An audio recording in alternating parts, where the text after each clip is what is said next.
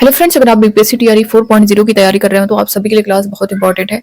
अगर आप नए हो, नहीं पता होगा तो मैं आपको बता दूं कि हम लोग जो है टीआरई 1.0, 2.0, 3.0 में जितने भी आपके क्वेश्चन किए गए हैं, सभी का सब्जेक्ट वाइज हम लोग यहाँ पे हर क्वेश्चन को सॉल्व कर रहे हैं। हिस्ट्री का हम लोग कंप्लीट कर चुके हैं, चाहे वो पीआरटी हो, जूनियर हो, टीजीटी हो, पीजीटी हो, जिसमें भी वो क्वेश्चन किया गया है। जैसा कि मैंने बताया भी है कि पीआरटी का क्वेश्चन टीजीटी पीजीटी में कर दिया है, पीजीटी का क्वेश्चन पीआरटी में कर दिया है, 6 to 8 में कर दिया है। इसलिए क्वेश्चन बहुत रिपीट हुआ है।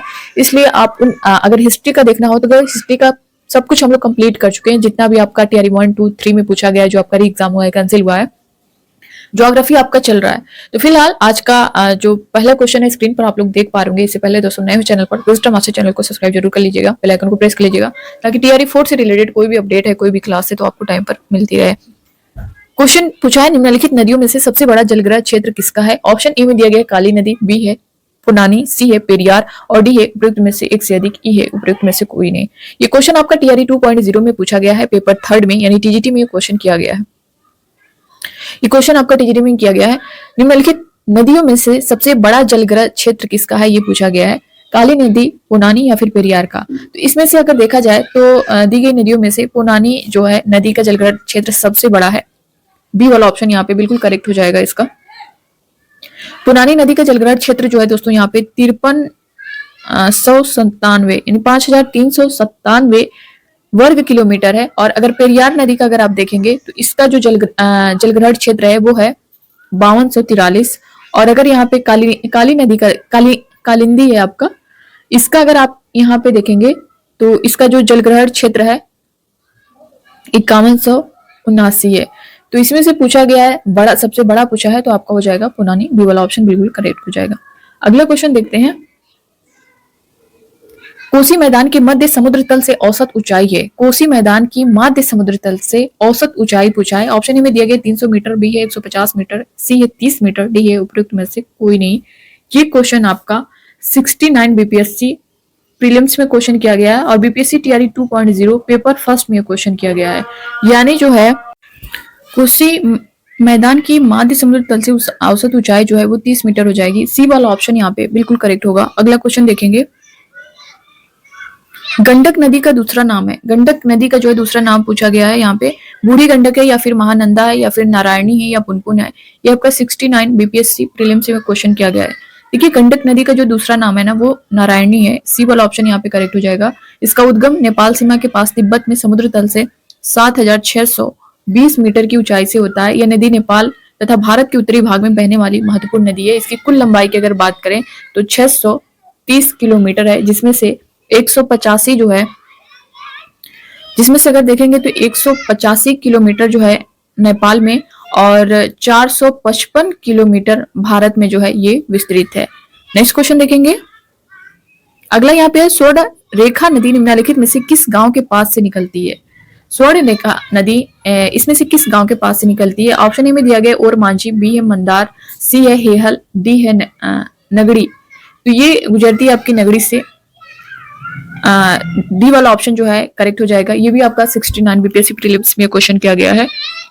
ये जो दोस्तों झारखंड में रांची के नगरी नामक स्थान से निकलती है, जो उड़ीसा से गुजरते हुए बंगाल की खाड़ी में गिरती है। इसकी मुख्य सहायक नदी जो है वो है राडू, काची और खरकई। अगला क्वेश्चन देखते हैं। जलप्रपात और नदी के निम्नलिखित जोड़ों में से कौन सा जोड़ा सही सुमेलित नहीं है? इसमें से जो जोड़ा सही सुमेलित नहीं है वो आपको बताना है। ये आपका बीपीएससी टीआरई 1.0 में पेपर 3 में क्वेश्चन किया गया है। ऑप्शन एक में दिया गया है जोग शरावती, ये तो है आपका नहीं, जो बताना है वो बताना है। तो कपिल धारा कावेरी दिया गया है। तो क्या ये कपिल धारा कावेरी जलप्रपात और नदी का जो जोड़ा सही नहीं है वही आपको बताना है। तो कपिल धारा जो है कावेरी सही है इसका? नहीं, ये भी नहीं आपका बिल्कुल नहीं करेक्ट है। ये नहीं होगा, इसमें नहीं ही पूछा है तो हमें नहीं बताना। सी देख लेते हैं। धुआंधार गोदावरी दिया गया है। तो धुआंधार का यहाँ पे देख सकते हैं। धुआंधार जो जलप्रपात जो है मध्य प्रदेश के जबलपुर जिले में नर्मदा नदी पर स्थित है। ये गोदावरी है, ये भी नहीं होगा। कपिल धारा कावेरी दिया गया है। तो कपिल धारा को अगर देखें तो ये नर्मदा नदी पर है, ये भी नहीं होगा। इसमें से नहीं ही बताना है। तो 2 ऑप्शन आपको दिख रहा है नहीं, इसलिए एक से अधिक हो जाएगा। डी वाला ऑप्शन यहाँ पे करेक्ट हो जाएगा। ठीक है। अगला क्वेश्चन यहाँ पे है, लिखा पानी हिमनद भारत के निम्नलिखित में से किस राज्य में स्थित है? लिखा पानी हिमनद जो है भारत के किस राज्य में स्थित है? अरुणाचल प्रदेश, हिमाचल प्रदेश या फिर सिक्किम? उपयुक्त में से एक से अधिक, ई है उपयुक्त में से कोई नहीं। ये क्वेश्चन आपका टीआरई 1.0 में किया गया है। लेखा पानी हिमनद जो है दोस्तों अरुणाचल प्रदेश में स्थित लेखा पानी दर्रे के पास स्थित है। तो यहाँ पे ए वाला ऑप्शन आपका करेक्ट हो जाएगा। यह हिमनद उच्च हिमालय में अरुणाचल प्रदेश और म्यांमार की सीमा पर स्थित है। अगला क्वेश्चन देखते हैं। निम्नलिखित में से कौन सी सहायक नदी ब्रह्मपुत्र से उत्तर दिशा में से नहीं मिलती है? इसमें से पूछा है कि कौन सी नदी जो है ब्रह्मपुत्र से उत्तर दिशा से नहीं मिलती है। सुबनसिरी, बेलसिरी, कोई नहीं इसमें से, बेलसिरी भी नहीं मिलती है। सी जो है मानस, ये भी नहीं मिलती है, वो बताना है। मानस भी जो है मिलती है, बेलसिरी भी मिलती है, सुबनसिरी भी मिलती है। तो इसमें से ई वाला ऑप्शन आपका करेक्ट हो जाएगा, उपर्युक्त में से कोई नहीं। ये आपका टीआरई 1.0 में पेपर थर्ड में क्वेश्चन किया गया है और टीआरई 2.0 में भी पेपर थर्ड में क्वेश्चन किया गया है। यानी ये क्वेश्चन टीजीटी में आपका रिपीट हुआ है। टीआरई 1.0 में भी 2.0 में भी सेम यही क्वेश्चन किया गया है। तो आपका आंसर जो होगा वो ई होगा, यानी इनमें से कोई नहीं।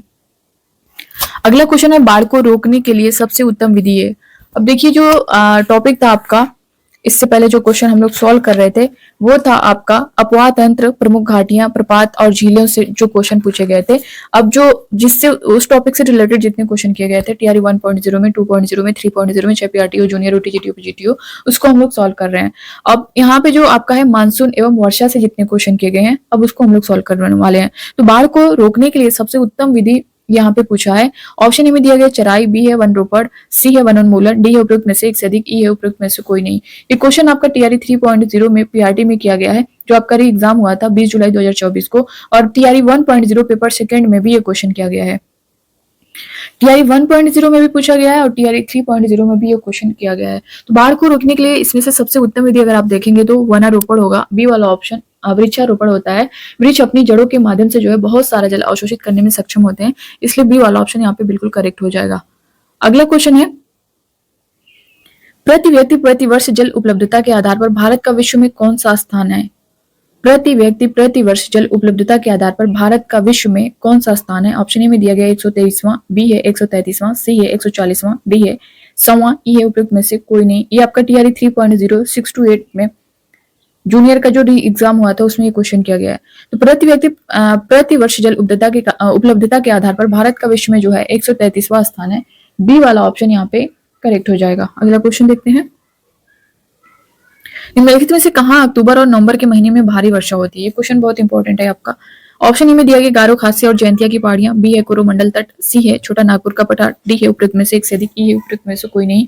ये आपका टीआरई 2.0 में पीजीटी में क्वेश्चन किया गया है और सेम यही क्वेश्चन थोड़ा सा बदलाव करके पीआरटी में भी पूछा गया है। तो आगे हम लोग उस क्वेश्चन को भी देखेंगे। निम्नलिखित में से कहां अक्टूबर और नवंबर के महीने में भारी वर्षा होती है? तो ये होती है आपकी कोरोमंडल तट पर। बी वाला ऑप्शन जो है यहाँ पे करेक्ट हो जाएगा। देखिए अक्टूबर और नवंबर के महीने में लौटते मानसूनी पौने जो है इनके द्वारा बंगाल की खाड़ी से जलवाष्प ग्रहण करने के बाद तमिलनाडु के तटीय क्षेत्रों यानी कोरोमंडल तट में वर्षा होती है, जबकि उत्तर भारत में जो है शीत ऋतु में होने वाली वर्षा पश्चिमी विक्षोभ के कारण होती है, जो रबी की फसलों के लिए काफी फायदेमंद होती है। तो ये चीजें याद रखनी और ये बहुत इंपॉर्टेंट है। ये क्वेश्चन जैसा कि मैंने बताया कि इसमें भी है, पीआरटी में भी ये क्वेश्चन किया गया है। तो बस आज की क्लास में इतना ही, 10 क्वेश्चन हम लोग सॉल्व कर चुके हैं। अब मिलते हैं नेक्स्ट क्लास में नए क्वेश्चन के साथ। तब तक के लिए बाय बाय, टेक केयर, खुश रहिए, पढ़ते रहिए। Thank you.